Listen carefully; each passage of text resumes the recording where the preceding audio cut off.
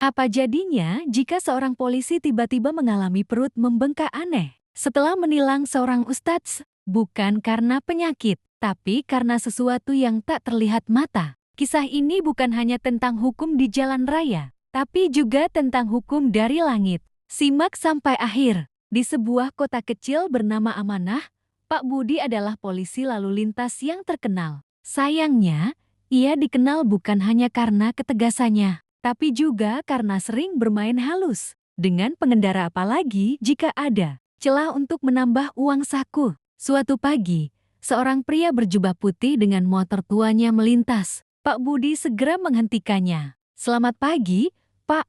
Bisa saya lihat surat-suratnya?" Dengan tenang, pria itu yang ternyata seorang ustadz menyerahkan dokumen lengkap. Tapi Pak Budi tetap mencari-cari kesalahan. "Hal Bapak tidak standar SNI," ujarnya serius. Ustadz itu tersenyum. "Kalau memang salah, silakan ditilang." Namun Pak Budi ingin berunding. "Sebenarnya bisa dibicarakan baik-baik." Sang ustadz membuka tas kecilnya dan berkata, "Saya tidak punya uang untuk menyogok, tapi saya punya ini, kurma dan air zam-zam. Semoga bermanfaat." Pak Budi menerimanya dengan malas hati dan membiarkan ustadz itu pergi. Namun sore harinya, perut Pak Budi mulai terasa aneh. Mual, kembung, hingga membesar seperti ditiup dari dalam. Ia ke rumah sakit, tapi tak ada yang bisa menjelaskan. Akhirnya, ia mendatangi ustadz itu kembali. Dengan lemah, Pak Budi meminta maaf. "Ustadz, perut saya sejak tadi siang membengkak." Ustadz itu menatapnya dalam. "Pak, mungkin itu bukan karena saya, tapi karena apa yang Bapak makan bukan berasal dari yang halal." Sejak hari itu, Pak Budi berubah. Ia tak lagi meminta sogokan dan menjalankan tugasnya dengan jujur.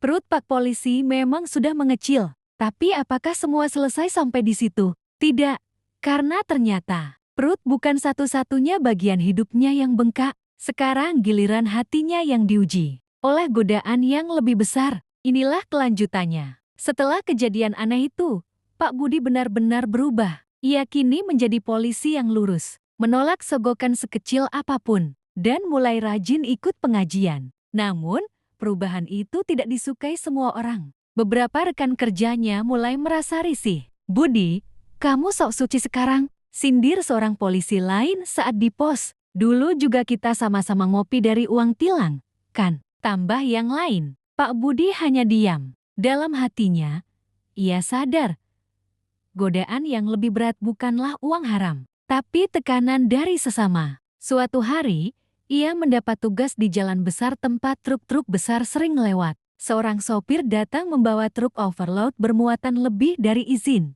"Pak, jangan ditilanglah. Ini ada sedikit uang jalan," katanya sambil menyelipkan amplop tebal. Pak Budi menatapnya. Tangan gemetar, keringat dingin mengalir. "Anak saya butuh biaya sekolah. Istri saya baru sembuh dari operasi," sambung sopir itu lirih. Pak Budi menunduk. Ingatannya kembali pada ustadz itu dan perutnya yang pernah membengkak. Tapi sekarang, ujiannya tak lagi soal ketamakan melainkan soal iba. Akhirnya, ia berkata pelan, "Saya tidak bisa terima ini, tapi saya bisa bantu antar Bapak ke kantor untuk ajukan dispensasi resmi. Kita cari solusi yang benar." Sopir itu terkejut, dan untuk pertama kalinya, seseorang yang biasa menyogok merasa dihargai. Dulu ia ditertawakan, kini ia dijadikan panutan. Tapi jalan menuju kepercayaan itu tidak mudah. Pak Budi harus membuktikan bahwa perubahan dirinya bukan cuma karena rasa takut, tapi karena kesadaran yang lahir dari dalam hati. Inilah bagian ketiga dari kisah perut Pak Polisi membengkak. Setelah menolak sogokan sang sopir, nama Pak Budi perlahan mulai terdengar di kalangan masyarakat. Ia mulai dikenal sebagai polisi yang jujur, bahkan oleh para sopir dan pedagang yang dulu menghindari razia. Namun, ujian tak berhenti di situ. Suatu hari, ia dipanggil ke kantor oleh atasannya. Dengan nada serius, sang atasan berkata, "Pak Budi, laporan kami menunjukkan Anda tidak memenuhi target tilang. Bahkan, Anda banyak memberi pembinaan daripada tindakan hukum." Pak Budi menjawab dengan tenang, "Saya rasa tugas saya bukan sekadar menilang, Pak, tapi memberi pemahaman." Atasannya menghela napas. Zaman sekarang, Pak Budi, idealisme kadang harus disimpan dulu. Tapi kali ini, Pak Budi tidak goyah. Beberapa hari kemudian, sebuah video viral memperlihatkan Pak Budi sedang membantu seorang ibu tua menyeberang jalan dan mengatur lalu lintas di tengah hujan deras, tanpa jas hujan, tanpa mengeluh. Netizen mulai mencari tahu siapa sosok polisi ini. Akun media sosial ramai memuji.